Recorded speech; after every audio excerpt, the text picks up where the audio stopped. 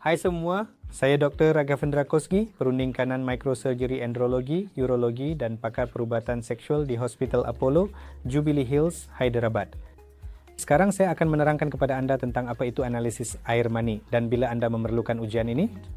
Analisis air mani adalah ujian asas untuk penilaian ketidaksuburan lelaki. Jadi apabila pasangan mengalami masalah ketidaksuburan, maksud ketidaksuburan ialah jika mereka menghadapi masalah untuk mendapatkan kehamilan walaupun selepas berkahwin dan melakukan hubungan tanpa perlindungan, itu dipanggil ketidaksuburan. Bagi individu-individu ini, kami akan menilai kedua-dua pihak lelaki dan wanita secara serentak. Di sini saya ingin menekankan satu perkara penting. Jadi apabila pasangan mengalami masalah ketidaksuburan, mereka sepatutnya menjalani penilaian secara serentak tanpa membuang masa antara satu sama lain, dan ujian asas pertama daripada kedua-dua individu ialah ujian air mani, kerana ujian asas mudah dan tidak invasif ini juga akan membantu dalam rawatan untuk pihak wanita. Setiap kali pasangan mengalami masalah ketidaksuburan, ujian pertama ialah anda perlu berjumpa dengan pakar andrologi dan menjalani pemeriksaan asas. Jangan semuanya baik-baik sahaja, anda boleh pada masa yang sama berjumpa dengan pakar reproduktif wanita atau pakar kesuburan wanita. Jadi apabila mereka datang kepada kami, apakah perkara asas yang kami lakukan?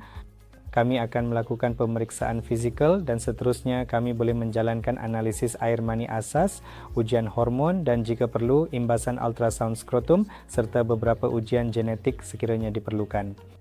Analisis air mani asas yang memberitahu kita tentang kapasiti asas seorang lelaki untuk menghamilkan pasangannya, tetapi ingat, ini hanyalah ujian kasar dan ia adalah ujian asas yang tidak akan memberikan kita petunjuk lengkap tentang kapasiti fungsi sperma secara tepat. Walaupun bilangannya baik, tetapi ia mungkin tidak berfungsi dengan baik.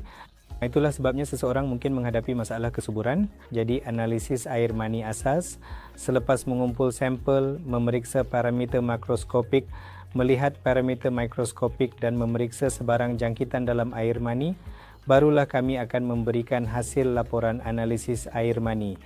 Di situ anda boleh melihat berapakah isi padu, berapakah kiraan, bagaimana pergerakan, motility dan bagaimana morfologi.